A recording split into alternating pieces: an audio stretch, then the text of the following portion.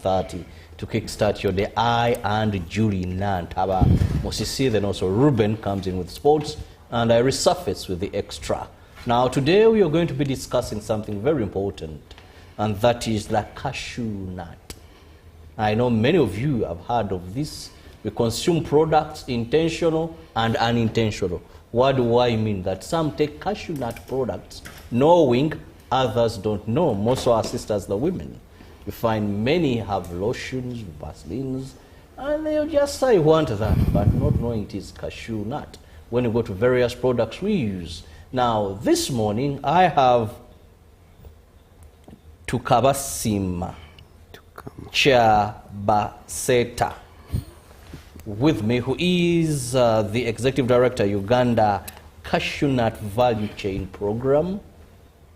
I must say, it is not the first time I've hosted this man who is very passionate about cashew nuts. Cows can come home when he talks about cashew nuts. So he's with me in studios, and welcome to the show. Thank you very much. Thank you very much, Robert. It's always been an honor to have you here.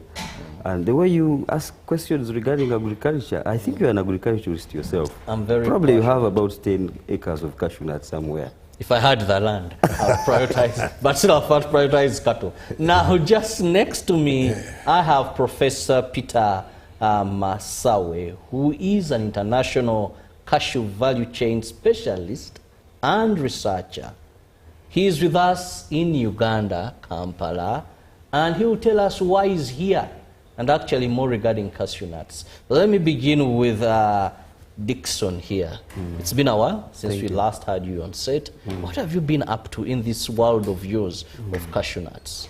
Thank you, Robert. It's been a whole... We're always in the field. To be honest with you, I have been in the field, cashew nuts. As you know, every season, as farmers, you prepare. So people have been planting cashew nuts. Along the journey, I learned that we need a lot of assistance. And that's why I got in touch with these people. You know, Tanzania is leading production of cashew nuts right now. So Professor Peter Masawe, I got in touch with him through these trainings we have, and the Cashew Nut Board of Tanzania. And I am happy that they came to us as I was doing my work. They also came here to do other tasks, consultancies. So I said, man, we've been talking for quite a while. Why don't you tap into this in Uganda? So that's what I've been doing, and here he is. He can tell us more. I don't wish to talk more. I actually wish you focus on him, because me, I have talked. I have really talked, and I feel like since we have an East African community, which we have been talking about for quite a whole time, I think now it is time to speak integration, because these guys have supported me in ways I cannot even speak here. So I think let's give him time. Then he talks to us. People will learn more 2 or 3 or 4 things. Well, Professor, happy and welcome to Uganda. Thank you very much. On behalf of the entire country, I welcome you. To begin with, when you talk about cashew nuts, how best can you describe these? I know my producer will have the images on the screen. Yes. Dixon usually works with some. Today, I don't know why. No, they are here. Okay, please, please. Yeah. So when you talk about cashew nuts, yes, in the interest of our viewer, can you just give a definition of what we are going to be focusing on? Then, of course, it will come on the screen, and he didn't forget what he does best. He did carry some. Yeah, thank you very much. I think let me introduce myself very briefly to understand why I'm here. My name is Peter Masawe, as you mentioned. I'm a Principal Agricultural Research Officer and International Cashew Value Chain Specialist with 39 years experience in the cashew industry and 36 years in project management in Eastern and Southern Africa and the whole of West Africa. I've been providing technical backstopping to all cashew growing countries in Africa, all, absolutely. And the majority of the senior research officers are my students. Wow. Now coming to your question, cashew is quite an important crop. In terms of foreign exchange earning. In Tanzania, Tanzania earns about $500,000 every year. And 15% of that $500,000 is allocated to cashew research and development. It's quite a lot of money. When you go to Mozambique also, you'll find that they charge almost 18% of the export levy. They get almost the same amount. I don't need to mention about West Africa because it is the second leading cashew in foreign exchange earnings after cocoa. Cashew is such an important crop that the majority of the people don't know. It is zero cholesterol. It's not like the other nuts. So I am here because I came to visit in Nafori to assist them or to work with them on a new program of the cashew development in Uganda because they want to go through the right way. And on my arrival, Dixon told me, no, I think you should visit 2 or 3 farmers. I visited the farms. Let me tell you, to be very frank, I have never seen such large estates of cashew in the history of Africa. I've been all of West Africa. I worked in Ghana for 2 years. I worked in Ivory Coast. I worked in Benin for 2 years. I worked in Mozambique for 2 years. I worked in Zambia for 2 years. None of those countries have such kind of large estate. Yet, Uganda, there is no record of Uganda exporting cashew. You would ask me why. Definitely, that was my next question.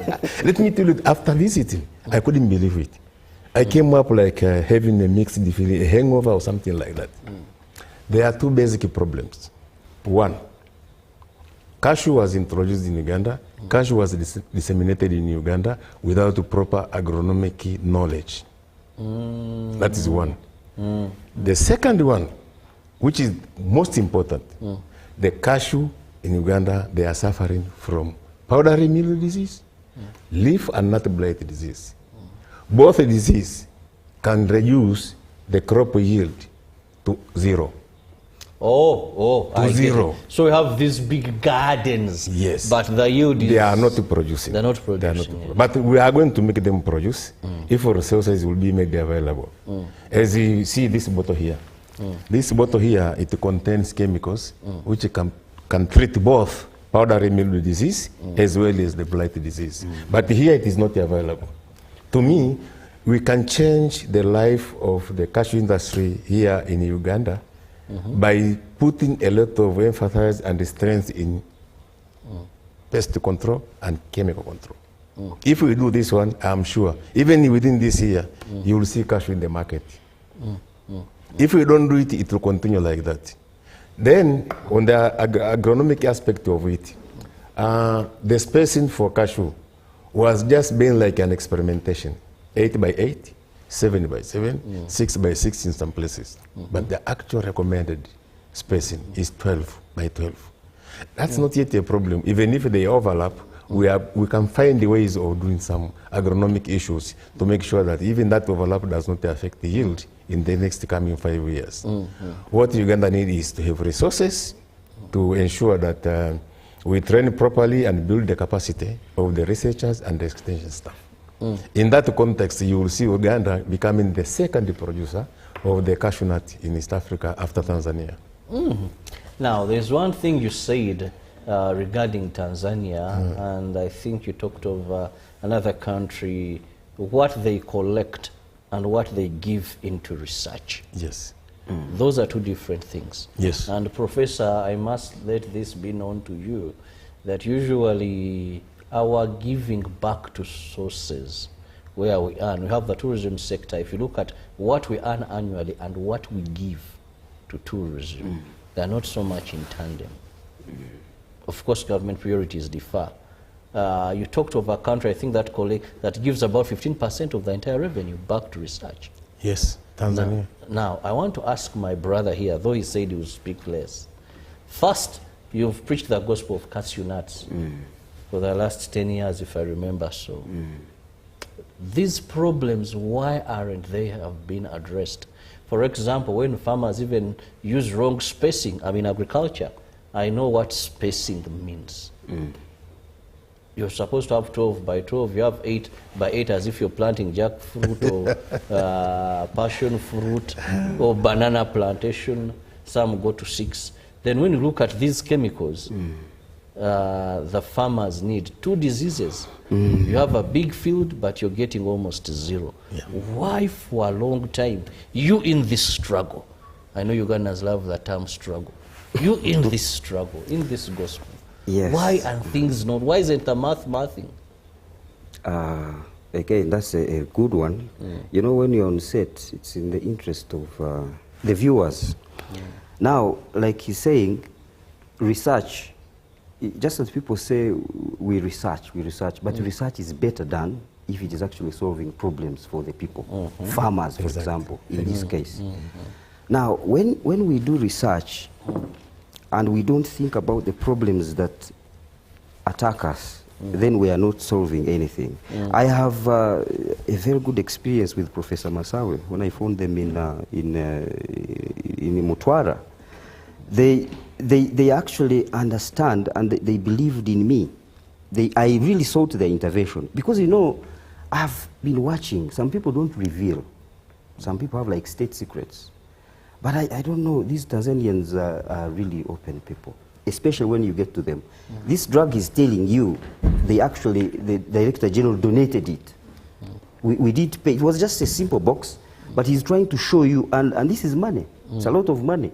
So I singled out a farm here so that they can actually do with his guidance, and they are doing the same. So the research you talked about, as you know, we have just started. The 10 years is not much. The research is talking about, for example, he has developed about 60 varieties of the procoronal seeds, which we are planting. Even these are from him now. We have them here in Uganda. He didn't come with them, but they are his products. But he tells you he has developed this for over 20 years. To come up, to plant a tree, then the tree gives a seed, and then you plant until you get a variety that you know is a big nut, good quality nut. So it is actually a process. It takes a while. But good enough, we have them here. So for me, the time I've been doing, we've been promoting cashew nut growth, and people have planted. I was telling him, what you have seen is just like 1% of the farms. 1%. He was actually shocked.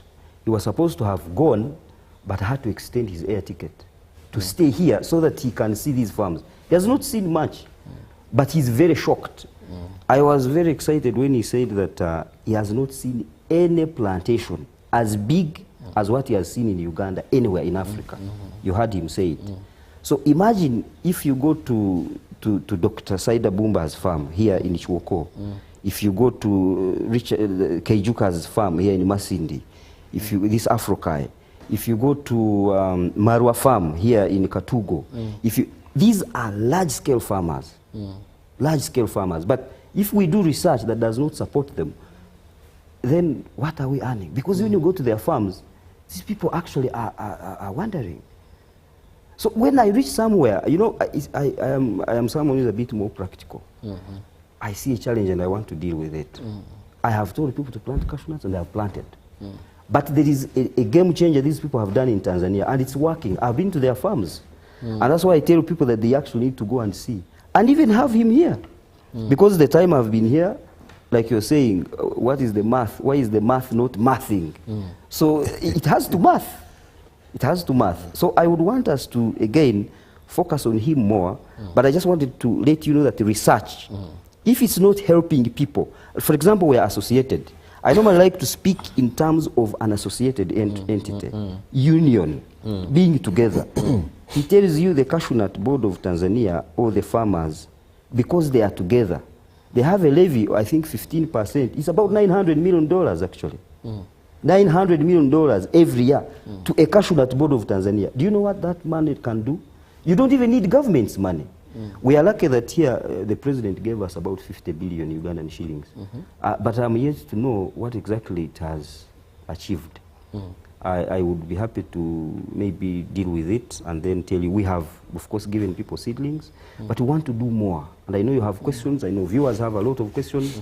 So I would want you to ask this man technically more, because now we are here to solve our problems. Okay. And this guy is I wanted you just, as the person on the ground, to look at some of the issues you had pointed out. Why are they like that? And definitely you've just mentioned that even a journey of 1,000 miles begins with one step. Yes.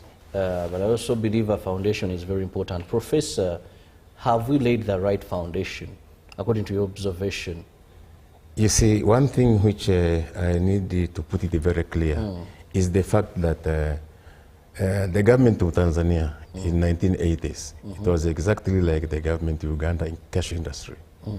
And our production fell from 145,000 metric tons to 16,000 metric tons. Can you imagine?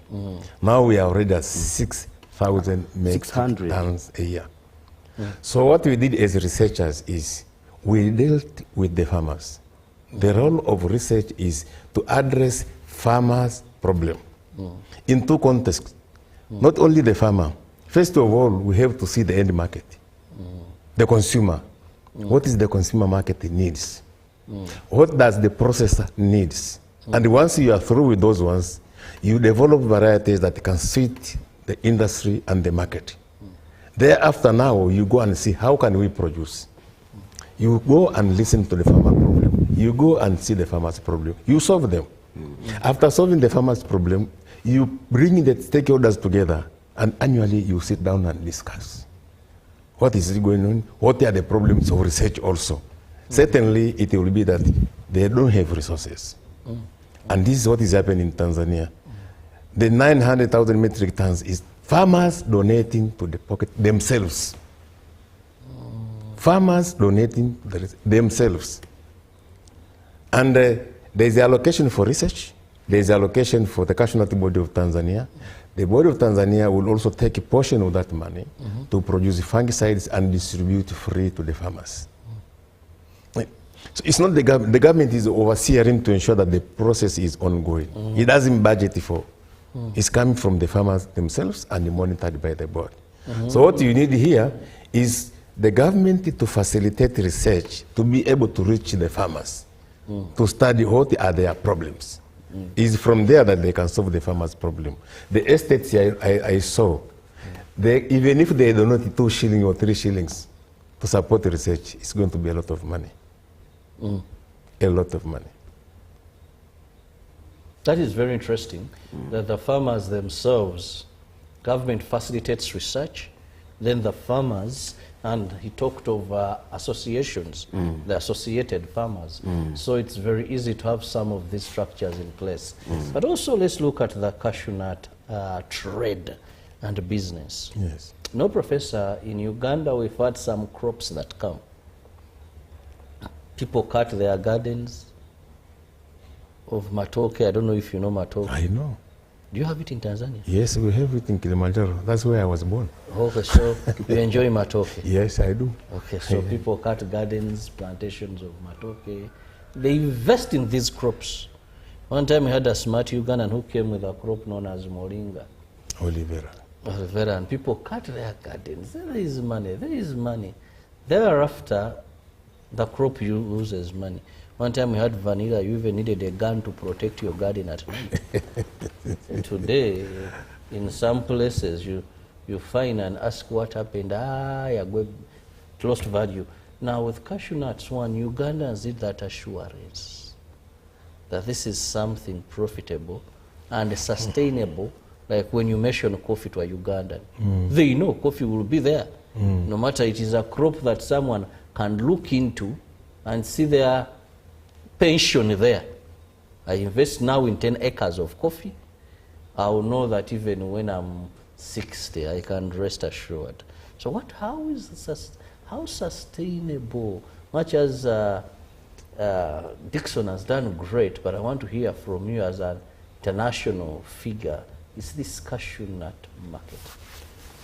Yes, you are very correct. Even in Tanzania, coffee was known to be the leading cash crop in terms of foreign exchange earnings.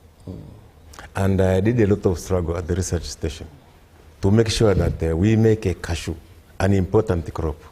Certainly, as we are speaking here, cashew is the leading export crop in Tanzania in terms of the foreign exchange earnings. Here is the game changer. There is no, in cashew plantations, as long as you control the pests and diseases, it's not like a labor intensive like coffee. And with the cashew in Uganda, you are now coming to the cashew industry when the knowledge and technologies are on the table. You don't need to look for them. You only need to implement them properly. Cashew, you can plant the cashew and add value yourselves. You get the kernels, you pack. I saw a photo there showing the kernels. And on the other hand also, once you get the shells, you press the shells, you get what we call cashew nut shell liquid. That cashew nut shell liquid is used in the production of the brake linings. It is used in the production of thematicide for buildings. They can persist almost for 20 years.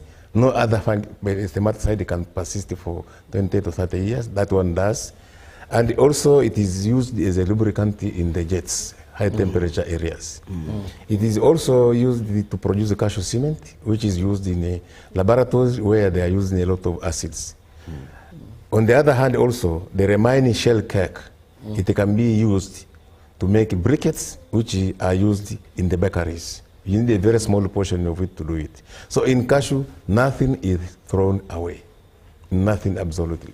So which means whoever produces can also add value, he or herself, because we have already machines which can shell 8 kilos per person per day. We have semi-automatic shelling machines which can shell up to 35 kilograms per hour, not per day. So it means that you don't necessarily need to the big factories to go and process it. Uganda should start with the correct food, having small-scale processing and having manual processing and having semi-automatic processing machine. And when the production increases in such a way that the hand manual machine and the same automatic processing machine cannot handle the volume, that's when we are going to introduce fully automated cashew processing machines, which will create employment not only in the rural areas, also in the urban areas. Very interesting. And still, briefly, Dixon, as of market in Uganda today, how are we standing? How is cashew performing? We may not have international records, but for a Ugandan farmer, someone watching us, and is like, now that research has begun, we know where to run and how to do things better, is this something ripping off that you would recommend? Oh yes, I mean, Robert, when you see here in Uganda, even if you went on your own walk around town, the city here, even in the villages, I've seen cashews everywhere. And surprisingly, much of these cashews, the people are adding value, they're actually importing much of the kernels from Tanzania, you know.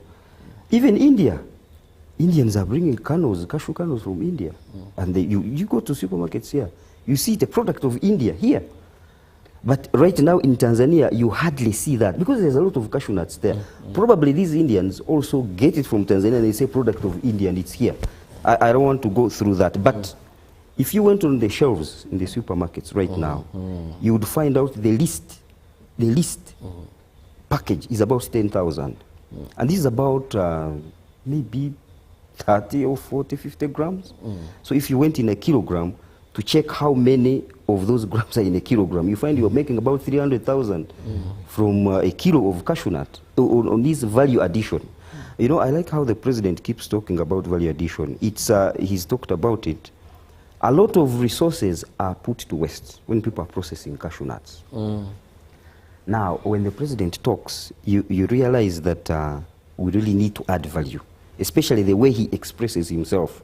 So if we do not jump to that occasion, then what are we targeting? Because locally here, people are getting cashew, this RCN, the kernels, these things from the farmers. I have people who want to process locally here, and I know the value in this. Now, when a farmer brings your kernel to the collection center, they expect money. You don't fleece them. Because I know there is a lot of money here. Someone is getting a farmer and is telling them, we are basing on the Tanzanian price. Tanzania is Tanzania. Uganda is Uganda. Because you see, when the product is here, it's already costly. So you do not base me on a product where cashew is already rampant. We must have our own policy guideline to help farmers earn. Because the cashews, when they are processed here, it is money. So the market here is really convincing. Even if you went all over the place, the cashew nuts run out even beyond what people expect to purchase. Yeah. Well, the cashew nuts are what we're discussing, and my producer has been showing you quite a number of images and products from the cashew nuts, something that globally is making money, huge monies for countries, an example being Tanzania, the leading in Africa when it comes to cashew nuts. Tanzania is second leading. Second leading. First one, Ivory Coast. Ivory Coast again, where? Yeah. They produce 1.5 million metric tons. Of cashew Tanzania nuts. produces about 600,000 metric tons. So Ivory Coast is the first, Tanzania second, Yes. Uganda leading with the biggest plantations. Yes. Yeah, I must position my country somewhere, Professor. Sure, Yes, you are well with the- positioned. yes, And leading with I the- assure you, you are very correct. Yes. With the largest- In Tanzania, we are small scale holders. They own 1 to 3 acres per person. What makes them produce more is the number of farmers who are producing cashew. In southern regions, you can never find a tree, no open space. It is only cashew forests. Here you have coffee, you have bananas, there you can never see any other thing inside, maybe cassava in open spaces. And that's why we are producing more. Here you have estates, well established, well managed, but they are not producing. I was wondering how much money they have spent and why they continue spending while they don't have any return. And the reason is a very small reason. This is control.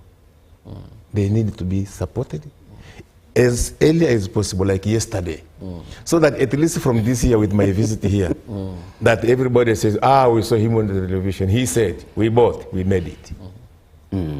Now, I want to hear from you and Dixon continuity.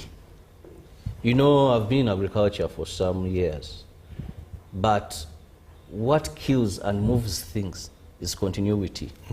One time there's an association I was in for rabbit keepers and farmers. We had brothers from Kenya. We had vibe. Let me use that word. We had a pace, like I see the cashew nuts farmers you've done. But now after a few Kenyans left, we were left hanging. And later that business, you can't talk about it. So what plans, Professor, do you have? I know you're a consultant. And what plans does Dixon, how are you two going to ensure that this is not a one-off? You know, yes, you've appeared on TV, you've raised hopes of people, you've been with our bodies of in agriculture, trying this, you've observed our problem, and you have the solution. But continuity, how are you planning? Thank you very much. First of all, the Ugandan approach is completely different from the approaches from the other country. Here you have large scale. When I was discussing with the owners of the farms, they were telling me, don't talk about the government. Talk about tell us, what do we need to do to get the money here? Government can come on board later, which means the sustainability is here because they have invested a lot of money in the cashew sector. Now, once they get the fungicides and they spray their trees, they will harvest it this year, they will add value. The sustainability will automatically bear. But the government must equip researchers to ensure that all the other agronomic practices, the farmers are trained and they adhere to them. As I mentioned, the spacing was not correct. So they must be monitored to ensure that when the tree grows, because cashew, when the canopy touches each another, it doesn't produce. Even if you control everything, cashew does not need shading. It needs to have lights. Cashew does not need pruning. What I saw in the farmers' field is they were doing destructive pruning. In cashew, any branch you drop is $1 dropping. And all those large estates, they dropped everything. And I told them they should not touch the canopy of the trees again for the next coming 4 years. So those kind of guidance, they must be equipped with to make it more sustainable for the farmers, as long as the researchers are empowered, facilitated, and get adequate financial resources to be able to reach the farmers in Uganda. Yes, Dixon, regarding continuity. You know, in every business, Robert, consistency. You can be consistent when you are not being productive. But you see, as you consist, as you go on, and you find people like this, Because me, I was seeing results everywhere. Now I reached a point I wondered, what are we not doing right? And I went to these, GIZ gave us attention. Right now, there has been a lot of attention in West Africa on cashew nut. But GIZ came in East Africa, I think for the last 3-4 years, they've been here. So when they brought the attention here, that's where they actually gathered us. So far we have about, we've trained about 11. We are now 13 master trainers who are ready to help these farmers as an association. So when these guys are attended to, you can see that results can come our way. So consistency, we have to actually persist and keep going. Because when we have every business you've done, if you're not consistent, you lose it. Yes. But you must seek some assistance somewhere where you can't. Now, when he speaks to research, I believe him. Me, I am looking forward. Government is such a very strong entity, by the way. It is only governments world over which can do experiments. Experiments. You see, a businessman, I may not be able to do I don't have that kind of money. I have money, but to use to do business. But a government can do an experiment using taxpayers' money. An experiment, however expensive, but get results. So if they supported the researchers in those experiments, for example, Professor Masao talks about rapid development of planting materials. And why he talks about that, rapid development of planting materials doesn't even need seed. These guys are trained. It doesn't even require seed. You don't need seed. You just have to, for example, target a tree which is already flowering, cut the tops, go do grafting. If a tree is already flowering and you pick a grafting material, it will flower the next season. This is what he says. And he talks about, and that rapid expansion of planting materials works so fast, because when you plant a seed, you must wait for 3 years for it to bear fruit. But now these guys who have all these orchards, they can actually have it for scions. Scions are these things you cut to place on another one. And then you even cut an unproductive tree, you cut it off on the top. You let the things grow, the buds come up, and you get a scion which is about to flower. You put it the next season, if you said in about 3-4 years, yes, it starts flowering. No, it flowers in the same year, but the following year, if the tree is big, it can form a full canopy. In the 5th year, I can't even believe that it was cut. But and people you don't are know putting this. there the correct material. Yes. And that's what I say. We can have what I call accelerated cashew development program for upcoming countries like Uganda, Malawi, and Kenya. Well, that is very interesting. And that one, you don't even to go and collect material from any of the countries. We need only to go through the farmers' fields during the fruiting period, identify the trees with the right quality, and mark them. In off-season, we go and take the scions from them. We put on a seedling. We plant what we call high-density scion orchard, where it can be harvested in the 3rd year. You can be harvesting every 21 days to multiply the tree. So this technology never existed in Tanzania. It took us 20 years to develop varieties, another 5 years to multiply. For me, now, you can do it in 2 years, in the 3rd year, everything on the course. Very interesting technologies there. Agriculture can be profitable. Agriculture can be very interesting. But if you don't do things right, it can be irritating and discouraging. Now we have cashew nut growers in this country. What we've observed, Professor here has said, it is not too late. It is not too late. There are technologies, there is a way we can benefit from that industry more than we are doing today.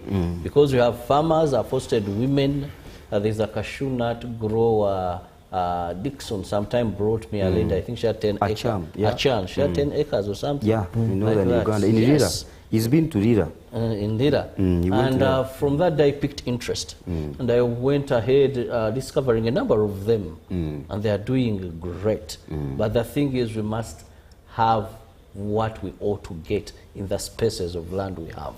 And well, as we rush to the end of this show, I just want to have your parting shot, Dixon, to the farmers, a ray of hope, and how best you feel we must move there. No, from my focus, Robert, what gives me strength and a lot of resilience is when I meet this Professor Masawe and Alfred, the Director General of the Cashew Nut Board of Tanzania, and they tell me that if you don't share the knowledge, then it is useless. And they still tell you that from what is being done everywhere, for example, the way they struggled, this information is available. It is freely available. They took a long time developing what put Tanzania on the map, which we can just tap into and we make use of. So we don't need to spend a lot of time trying to negotiate with this and that. No, this is here. We have a Jumuiya, East African community. These guys have been supporting me in ways that I cannot even believe. So I feel like we need to get our farmers allied to the fact that we are in East African community. We are raising East Africa as an economy with all these GDPs we expect. Then we work together. This is all I see. So I call on farmers, my farmers who are out there. I know what you go through. I know what you try to do every day. When we have people like Professor Masawe and is willing to support us, let's just be clear. Be honest about your farms and then let us unite. I believe in the power of association. He was telling me how in Tanzania, how they can even give you a blower to an association or even a pumping equipment as an association, and every member of the association benefits until they are able to buy one of their own. So what do you lose by doing that? Well, I must cut you short and have a minute, just less than a minute for Professor. I'm heading to Parliament for committees, please. Yeah, to me really, I'm a farmer. Apart from being a researcher, I have 16 books of cashew. I'm writing the 17th one. And based on what I see here, my book will contain a lot of information from Uganda, because you can never get it elsewhere in Africa. What I want to assure Ugandans and the farmers of Uganda is cashew, once it is facilitated, it can sustain itself. Those are very lovely parting shots. It can't sustain itself once it's facilitated. It's a good business to go. We need organization and research, and that will entail money from farmers and government. Allow me end at this, because we must go for Parliament and follow the committee sittings that are happening there. Have the best of your day. See you tomorrow, God willing. Thank you very much for your invite.